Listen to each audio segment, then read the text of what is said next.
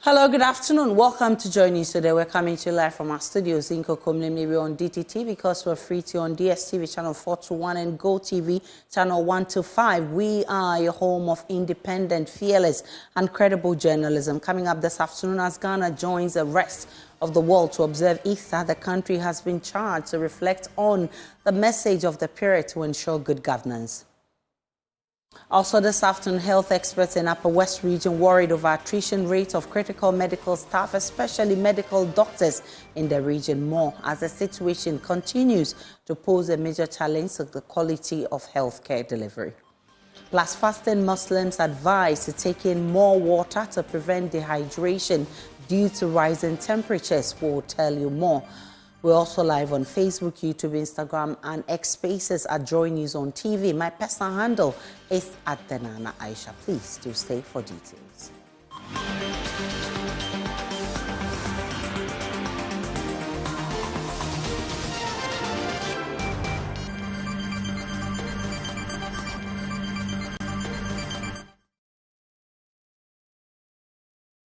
As the Easter festivities begin with Good Friday, some church leaders have been sharing with us their views on how the leadership of the country can benefit from the message of Easter. Speaking to Raymond Aqua on Upfront, former president of the Catholic Bishops' Conference, Most Reverend Joseph Osei-Bonsu, asked President Akufo-Addo to be forthright with the people on his stance on the anti-LGBTQ bill.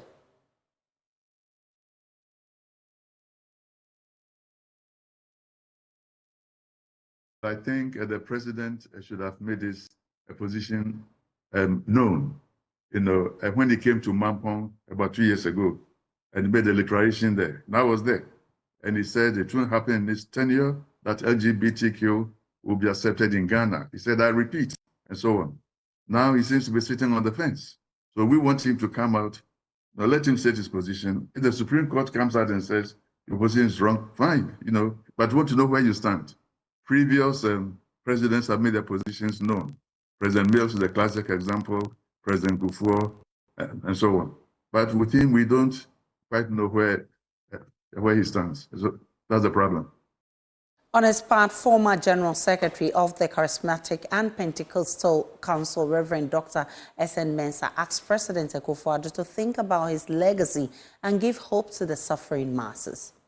We are living in very difficult times. Situations are very hard. Life is becoming extremely unbearable for the people, from the ordinary man and woman on the street to businessmen and what have you. Their businesses are collapsing. Mr. President, think about your legacy. How would you be remembered? About the lives you have improved? Leadership is about improving the lives of people. And for Easter is a message, like Dr. Pundi said, a message of hope and also a message of sacrifice. In this difficult moment, the president must give hope to the people of this nation. He must practice and show an example that is healing for the people. Possibly, he can reduce the number of his ministers on board, and then that will send a clear signal to maintain a minimum expenditure, to probably give a sign that, listen, I'm listening to you, I'm feeling your pain, and I will be able to do something about it. General Overseer of the Foursquare Chapel, Rev Francis say, whilst urging Christians to use the Spirit to reflect on the teachings of Christ and live a righteous life, also admonish politicians to be responsible not to allow bloodshed before, during, and after the December elections. We have to remember that Jesus died for our sins, and that should be the foundation or the fountain upon which every Christian lives their lives. Jesus also tells us that because he carried his cross, we also must daily carry our cross. That is what marks us out as Christians, that we carry our cross and we follow in the example that he set for us as believers, that we become the example that others would also look out for because of the sacrifices we also give. Christ died for us, and we also have to die for others to make their lives better and to also experience the love of Christ. We should not promote hooliganism. We should not promote mayhem. We should not promote violence for political office. Political office is for service, to serve to make our lives better. And that's why God puts them there, leaders there. And none of them should, because of their ambition, lead to people losing their lives, people being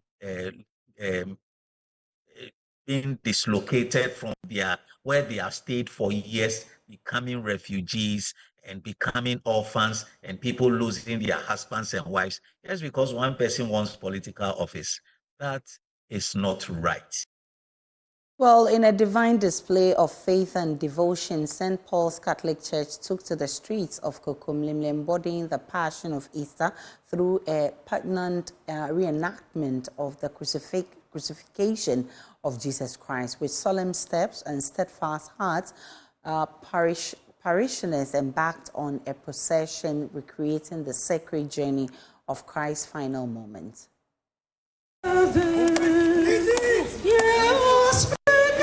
In a spectacle that blended faith with theatrical flair, St. Paul's Catholic Church transformed the streets of Kokomlemle into a stage, recreating the emotional narrative of Jesus Christ's crucifixion. With hearts heavy yet hopeful, parishioners donned robes of devotion, ready to embody the timeless tale of sacrifice and salvation.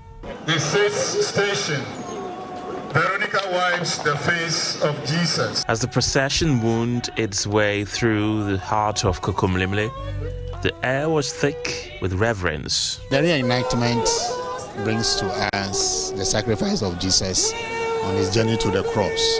And so anytime we enact, we follow Jesus in a form of prayer.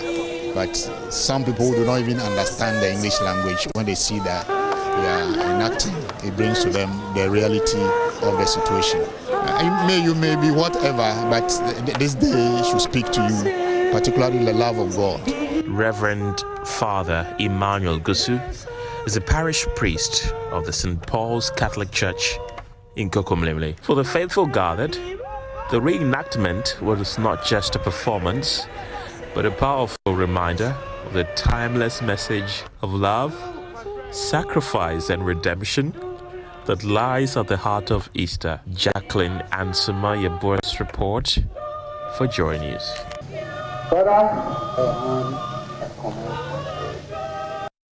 As many take a trip to Kwewu in the eastern region for the Easter festivities, the Ghana Tourism Authority, businesses and property owners stand a big chance of cashing in on the inflow of revelers for the celebrations. But for the Ghana AIDS Commission, the concern about how people have fun, especially for those who will engage in sexual activities, it's being an open secret that commercial sex workers infiltrate the revelers and money to win the minds of innocent men and women and engage in sex for cash.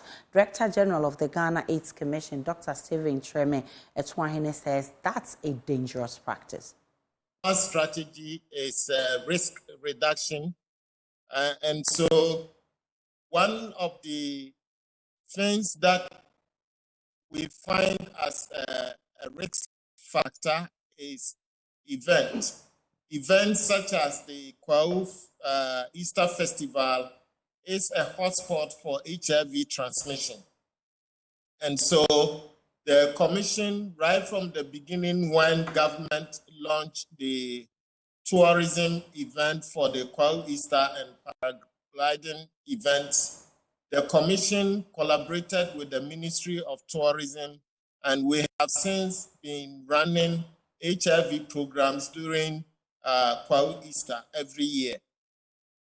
And so in every year, we set up health screening and condom distribution centers in all the three districts within the Kwewu enclave.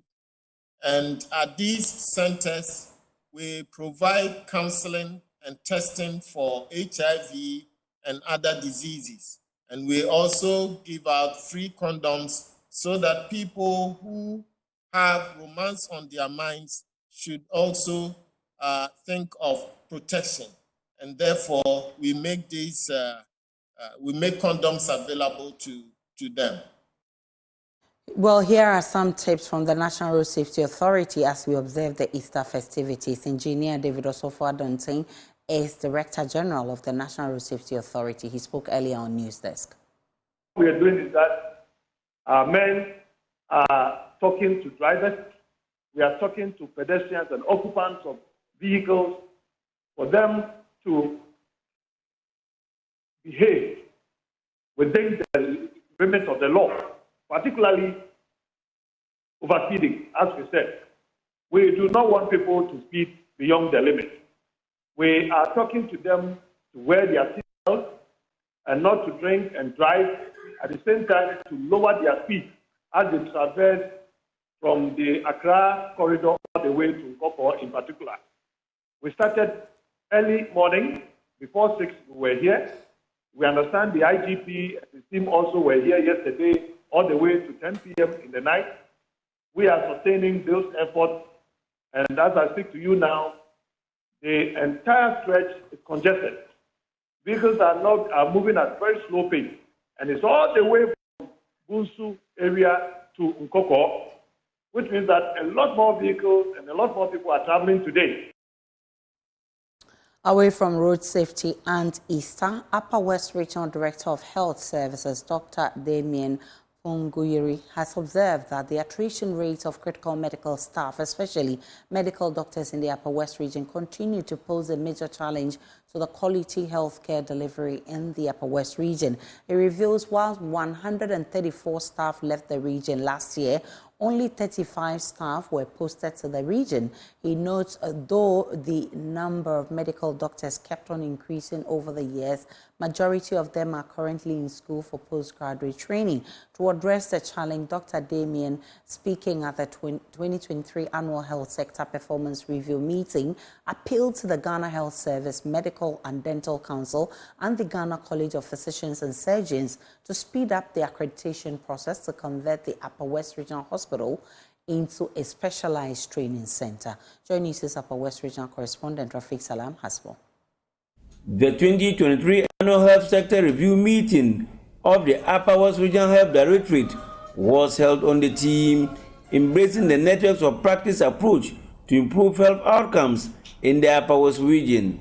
It brought together major stakeholders in the health sector to share their successes and challenges with a view to providing solutions to the latter. Upper West Regional Director of Health Services, Dr. Damien Ponguyiri, first laid bare the successes chalked under the year in review, which included the maternal and child health e-tracker and the electronic medical record system, which were fully deployed in all district hospitals and sample clinics in the region. This has significantly reduced operational costs and waiting times for clients accessing health services in these hospitals. Currently, if you go to any of our hospitals, you don't need to carry your folder or lab request or anything.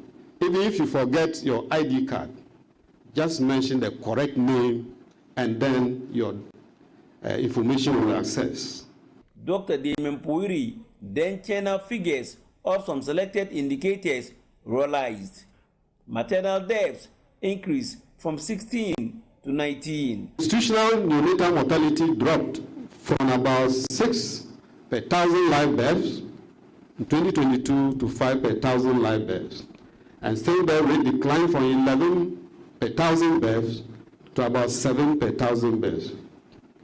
However, the region recorded 19 maternal deaths during the year under review compared to 16 in 2022, which means that 3 more deaths were recorded. And it's something that as stakeholders we need to work assiduously to reverse. Turning to challenges, staff attrition continues to be a major drawback in the region's quest to achieve quality healthcare delivery. In order to put a lid on it, the Upper West Regional Director of Health Services suggested for a speed up of the accreditation process to convert the Upper West Regional Hospital into a specialized training center. During the year under review, 134 staff left the region on transfer compared to only 35 who joined us. Even though the number of medical doctors in the region keeps increasing year after year, the majority of them are currently in school for their postgraduate training, and some will be away for as long as 6 years, which implies that they are not really available for service delivery. To address this problem, I humbly appeal the Ghana Health Service, the Medical and Dental Council, and the Ghana College of Physicians and Surgeons to speed up the accreditation process of converting the Upper West Regional Hospital into a specialized training center. Well, as Muslims across the world mark the 30-day-long month of Ramadan in a season of rising temperatures in some parts of the world, Bono East Regional Director of Health Services, Dr. Fred Adomako Boateng, is admonishing fasting Muslims to increase their intake of water, particularly during their pre-dawn meals, to prevent dehydration, which can easily drain one's energy. He's been speaking with my colleague Anas Sabet, who came through with this report. The Muslim holy month of Ramadan is upon us again, and people across the world are fasting as well as spending much of their time contemplating and praying. Of course, the length of time a person fasts for varies depending on where in the world they live, as the length is governed by the time of year and distance one is from the equator. Before one goes on to embark on this important religious obligation, one has to first consider his or her ability to do so health-wise. Bono East Regional Director of Health Services, Dr. Fred Adomako Boateng, admonishes Muslims to first know their medical conditions before embarking on the dawn to dusk fast of Ramadan. We all know the religious or spiritual benefits of fasting. I mean, for some of us, because of our beliefs, it's one of the cardinal things that we do as a form of worship or whatever. But sadly, it's not everybody that can do. And we know, especially some people, some pregnant women, you don't really want them to be fasting because of the state that they are in. Some people on some medications too, because of the way and the manner in which they have to take their medicine. Obviously, you don't have to fast, but you have to know the limits. I will not be able to prescribe who and what, because if based on your condition, then there is a need for you to look for or seek a medical advice. Notwithstanding, there are a lot of benefits in terms of fasting. And then when it's being done well, your concentration is even different. Health-wise, mentally, physically, and all these. But you should know yourself. Now, even though scientific research has shown that fasting is good for your health and in terms of mental health, Ramadan fast improves mental health and depression symptoms. It is good to note that the recent change in climate, which has led to a rise in temperatures in some parts of the world, means heat-induced fluid loss from perspiration may lead to acute kidney injury, which could lead to chronic kidney diseases in some cases. As a result, Dr. Fred Adomako Boateng advises Muslims to increase their intake of water before and after breaking their fasts, as well as take intermittent showers in order to stay safe. The weather is not friendly, but notwithstanding, it's a vow or something that you are doing. In relation to that, depending on how you do it, you know yourself. If you take maybe one bottle early before 6 or whatever, can you take 2? I mean, these are some of the things. And even in the midst of doing them, you really want to go that far. But you can. If there are other diverse ways that you can reduce, can shower. We have different forms of doing it, because at the end of the day, this is not somebody who say a chronic thing that you are doing. It's just a period. And this is a moment, a season that will pass, and therefore you want to take advantage of this season to get all the benefits that you are intended. He, however, admonishes people who are having health challenges, particularly those going through extreme hydration, to take a break in order to take medical advice before continuing with their fasts. It's very important, so crucial that is the baseline for which you have to know yourself. If you are diabetic, hypertensive, you have to take particular drugs at some times, and then you don't, or you have to seek medical advice to do that. Reporting for Joy News, Anas Sabit, Tichiman.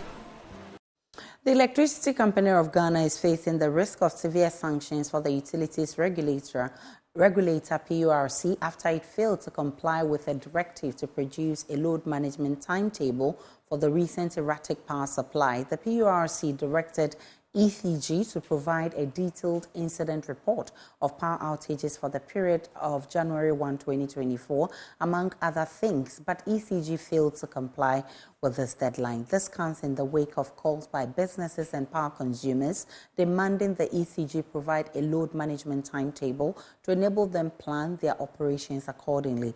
Chairman of Parliament's Mines and Energy Committee, Samuel Atachian, says a load shedding timetable is needed and describes as unfortunate the comments by the Minister of Energy, Matthew Poku-Prempeh, dismissing the calls for a timetable. Let's first listen to the Energy Minister, Dr. Matthew Poku-Prempeh, on this.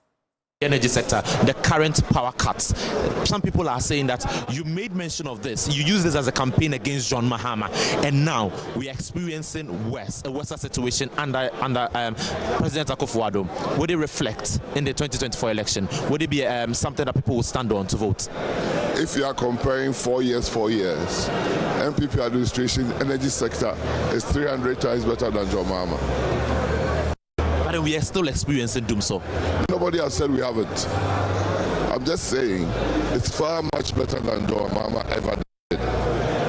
You do admit that there's doom so. That is the word you used. I have never used that word. I've promised you that we are going to work on it. And it's not a work that is a single event.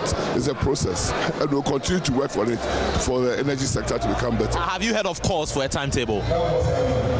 Ask those who want it to bring it. They should bring the timetable. If there is, I haven't seen any timetable. So when people are calling for it, say bring a timetable, what do you mean? The ECG says that there is no timetable coming. Why do you want to bring a timetable? What purpose? Why would somebody get up and wish evil or bad for the country? We can now listen to Chairman of the Mines and Energy Committee, Atachian, on this. It's very unfortunate that we need to be harassed by, if you like, matters that we've not interrogated. But that's how I see it. And I agree with Rankin that there was necessity for ECG and the rest of them to come before the committee for us to interrogate and tell to everybody where is the problem. Because whatever you say, which is going to solve the problem, what we need to do is that what you have to do, if we are responsible, you need to do it. And then we get out of this mess. But what we had, and I'm very, very honest with some matters, that when we wanted ECG and the rest of them to congregate so we interrogate the matter, we had an intervention from the minister that is out of the jurisdiction. But in such a very important interrogation, he wants to be seated. That's how come we never got around to interrogate the matter. But it is imperative that if you have a challenge, whether it's a matter of generation deficit or a financial challenge, let the people of Ghana know that there's this challenge and this is the timetable. So people will plan around the challenge you are facing. To make it like it's a fetish that we don't know whether today I'll have power in my area or I won't have power, how people iron their clothes to get to work and the rest of it, and all the challenges. I don't think that's the way to go. It's unprofessional and too messy for comfort. Meanwhile, the Ghana Medical Association is calling for immediate action to address the power challenges in our public health facilities. This has come at a time where the minority in Parliament is demanding for an immediate exemption of health facilities from the current unannounced and unscheduled electricity load shedding exercise, calling for the audit to ascertain the reliability and capacity of alternative power supply. Also on the back of this is a reported incident on social media that sought to link the death of a baby to a power outage at the Tema General Hospital. Speaking with my colleague SN Mena, the General Secretary of the Ghana Medical Association, Dr. Richard Salome, expressed concern about the devastating effects of the power outages and the need for a load management timetable to help health facilities plan. As a health facility, power is required for many things in the health facility. Equipment need power, and critical equipment, for example, ventilators, even laboratory equipment, require power to function. Beyond this, there is also the drive towards using digital platforms to provide patient management services, scheduling, and then getting of claims, etc. And so across the country, in most of the hospitals, the government has rolled out what we call the LIMS, which is an electronic management system. And so power outages disrupt all these processes because, for example, patients need to be verified. Those with NHIS and other private insurances need to be verified on the system before they start their journey through the hospital. When these systems are off, it disrupts this because they cannot be verified, or it takes much, much longer to get this done for them to begin to procure services within the facility.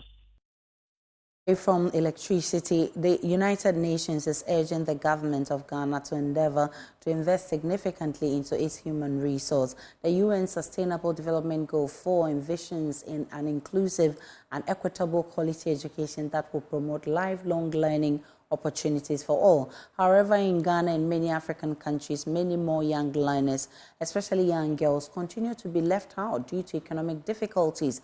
But a newly launched non-profit organization, Drive to Inspire Africa, says it is aiming at changing that narrative. There's more in this report. A drive to inspire. That is primarily the aim of the newly outlawed non-profit organization seeking to inspire and mentor teenage and young adults, especially girls between the ages of 13 and 25.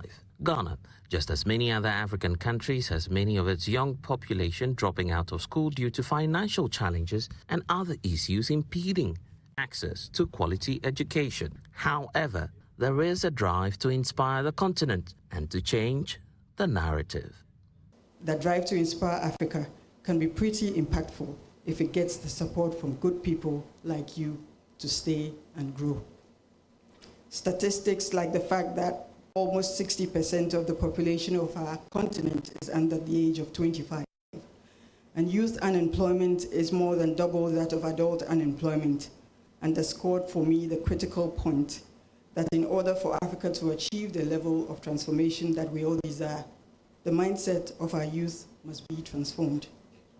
They must be inspired, motivated, guided, and supported to not only learn, but also to have an unshakable can-do spirit. They must be free to dream, and they must be guided to have the courage to manifest their dreams. This is why we picked the tagline, Inspiring Minds, Empowering Youth. Vice Chancellor of the University of Ghana, Professor Nana Abba Apia Amfo, while sharing difficulties many students face, also pointed out that no student should be deprived the opportunity to attain their full potentials due to financial challenges. As an academic, and knowing well the importance of education to the overall development of individuals and the nation as a whole, I'm particularly excited to be part of this noble cause. We believe that no one should be deprived of the chance to fulfill their academic potential due to financial hardship. But we cannot achieve this vision alone. That's why we are here tonight. We need the support of generous donors, philanthropists, corporate partners, concerned citizens like you. As the state agency responsible for the implementation of pre-tertiary educational policies in Ghana, the Ghana Education Service has welcomed the initiative while asking for more partnerships that will drive and improve quality education across the country. Our work as a service imparts every home in this country. Thus, every effort by any organization, such as Drive to Inspire Africa, to support us in this pursuit is highly, highly appreciated. The Sustainable Development Goal 4 of the United Nations envisions an inclusive and equitable access to quality education that will promote lifelong learning opportunities for all. In view of this, the UN Resident Coordinator Charles Abani says Ghana must endeavor to attain this vision. Ghana's biggest asset for its future, a future that it defines as self-reliance and ultimately a Ghana beyond aid, is its people. And so anything that is really talking about investing in people is at the core of this. Here's my testimony. My father could not afford to go to university. My grandfather had to appeal by going around the community that I come from in Nigeria and get 100 yams as the stake that he put on the table in order for the scholarship to work that sent my father to secondary school and then on to Trinity College, Dublin, and then on to Oxford University. And so I stand here, the product and beneficiary of a scheme just like what you are trying to do.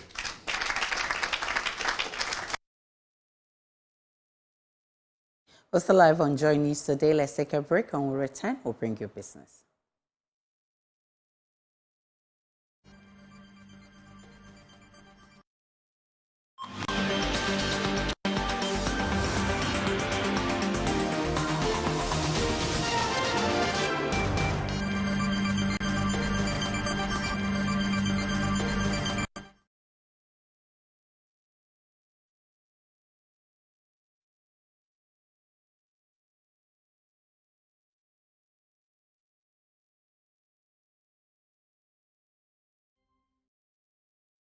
Welcome. Let's do some business stories with me, Emma Davis. Stakeholders in the promotion of trade and small businesses are calling for tailored policies to support women and youth-led businesses. According to them, a chunk of women-led businesses struggle to scale up and compete with their male counterparts due to the lack of deliberate support. More in this report. According to the findings of the report, majority of women traders do not have access to formal credit and therefore cannot expand their businesses. It also uncovered that many women in trade do not leverage technology to market their products and services. The workshop, which was organized by IRA Institute, also discussed how women and youth-led businesses can scale up and take advantage of the African Continental Free Trade Area. Speaking to the media after the workshop, Bridget Biney, project coordinator at IRA Institute, called for tailored support for women and youth-led businesses to stay competitive. So we are looking at how these two groups can take advantage of the trade agreement. So we're looking at how peculiar their challenges are. If a man is doing business, his challenges will be termed as general challenges, and it may relate to women. But women's issues are peculiar issues, like cross-border trade issues. You know, when you go to the border, you hardly harass a man. But when a woman goes there, sometimes she doesn't even have all the documents because she doesn't have knowledge. She doesn't have key knowledge resource. Maybe when you're going to the border, you need to have these documents in order for you to be accepted to go through the border. So issues of harassment, you know, don't have much knowledge on it, you know, informed us to look at how they are going to engage with the trade agreement. The chairperson for the Trade and Gender Committee of the National Trade Facilitation Committee of Ghana, Na Densua Ayile, explains the government's effort to equip women to stay competitive. Sensitize them, train them on relevant policies and regulations that will assist them in their work. We also partner with others to teach them on customs regulations and procedures, on the after, what the after has in store for them, the benefits that can be accrued to them. We let them understand that within their challenges, it can be addressed.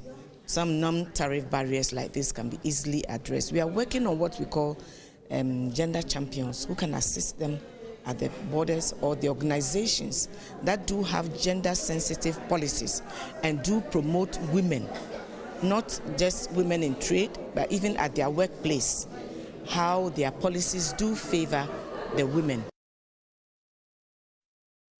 Founder of the Design and Technology Institute, Constant Swanika, is calling on the private sector to collaborate with academia in order to nurture young people to be ready to contribute to growth in the private sector. According to her, this collaboration would provide students with opportunities that could help them acquire practical skills and be easily employable. She was speaking at the Institute's stakeholder meeting. Was aimed at showcasing the importance of industry and academia cooperation in driving innovation and growth. The institute, which specializes in training students in precision welding and fabrication, design, innovation, and entrepreneurship, has been in existence for over 4 years. According to the founder of the institute, Constance Swanika, collaboration between industry and academia will further develop the skills of young graduates. What we need is to deepen industry stakeholder engagement. I've walked a very painful journey, but I think there's currently most of our collaborators and funders and partners are all from overseas. The question they ask, what about local partnerships? And I think that it's a shame that as a Ghanaian, if you've seen that this is possible, the least that we can do as citizens, being good citizens, that sometimes when you're in private sector, we expect that, the government would do everything. But visionary projects actually would come from the private sector. And so I would hope that with what we've been able to achieve on our own, it'll be easier for us to really begin to engage some of the stakeholders who should now come on board. Pro-Vice-Chancellor of the Ho Technical University, Dr. Christopher Mensah, urged businesses to invest their resources into the training of skilled labor force for the country. At school, we may not have the updated probably softwares, the current ones. Right. We will not be able to provide all those resources. The workplace will have the modern equipment, updated ones. By accepting our students on internship, then the students are exposed to such equipment. So our role is supposed to be complementary. Okay. Whilst building the critical thinking, the communication skills, and other attitudes of our students, then when it comes to some aspect of their learning, industry will play a role in completing the cycle of the training of our students. The meeting was themed Redefining Academia and Industry Collaboration as a Driver in Building Robust TVET Systems. That'll be all for business. I am Emma Davis. For more business news, do log on to myjoyonline.com. The news continues. Time now to bring you sports on Joy News today with me, Muftau Nabila Abdullah. The new board of Accra House of Oak says one of the things they want to do is to build a 20,000 capacity stadium for the club. Accra House of Oak already has a training center which is being constructed at Pobiman. But now their next target, according to board member Vincent Soa Odote, is to construct a 20,000 capacity stadium. I would not accept when people say we don't know football. This is football. This is what football is about. The success that you expect on the pitch cannot be achieved without being backed by solid foundations and a sustainable means of enhancing the image, creating revenue. So this is the football, what the modern football it's all about. What is hard is to build our academy, as I said, once we build the hotel at Pobiman and then convert one of the the pitches into a mini stadium. Our next step is to build the stadium, our own branded stadium, a minimum of 20,000 capacity, like any modern football club. So that is, once we've done with this, that's our next target. And that's where we want to take Accra Hearts of Oak. We don't want to be victims of, when you go to any club in the world, any serious club, any club with a history, the stature of Hearts of Oak, they all have these things. And this is definitely building our own stadium will be the next step in the attainment of towards the attainment of preeminence, not only in Ghana but in Africa. Not playing at Dakar Sports Stadium for a couple of weeks. How worried are you? Well, it's a big concern in terms of, if you recall, we had to play. The new board of Accra House of Folk is headed by its executive board chairman, the 14th, and there's also a place for Akwesi Ajiman, who is the head of Ghana Tourism Authority, and one of the new managing directors of the club. He's also in there. So 9 people are coming in to serve as board members of Accra House of Folk. Alaji Akambi is out, and Frank Nelson Nwonkolo is also out. These are the people who are out of the board. But so Odote and Dr. Nyahunya Otamaklo, they have been maintained in the new setup of Accra House. Now, let's move on and talk African Games. And the minority, through its ranking member on the Parliamentary Select Committee on Sports, Kobana Mensah Woyome, described Ghana's organization of the African Games 2023 as a monumental failure. However, the local organizing committee chairman, Dr. Ofosu Asari, disagrees with him. My colleague, on the Youth and Sports Committee of Parliament, criticized the organization of the event. The just ended games were a monumental disaster and total embarrassment to our dear country. The Akufo-Addo-Bawumia NPP government spent a staggering $240 million on the just ended games. Yet, the organization and management of the event was poor and shambolic. While the government sacrificed value for money principles and breached procurement procedures, infringed on the Public Financial Management Act, leading to huge expenditure, Ghanaians have been swayed by the frivolous outcome of the games to believe all is well. In response, the local organizing committee chairman, Dr. Kweku Ofosu Asari, refuted claims of inadequate preparation. What do you call it? Democratic dispensation. So you don't agree with that? He's entitled to his view. I don't agree with him to a larger extent. Let's assess the social capital hosting the games has brought to Ghana. It's not all about money, physical money. Let me tell him that. For instance, when Nkrumah was building the dam, I come from Akomufi, that's in my area. Okay, when Nkrumah was building the dam, 1965, thereabout, okay? What did Ghanaians say? They said there was no need, we didn't have money, we shouldn't build it. If we hadn't built the dam at that time, what would have happened to us in the area of, energy? When he was building the motorway, what did they say? Are we able to pour cement on the streets and build a street that he did at that time? No. That's your sports. For now, we do have more sports stories on myjoyonline.com. We appreciate your time. Jasmine and Sumaya, happy Easter. That's how we wrap up the bulletin on myjoyonline.com.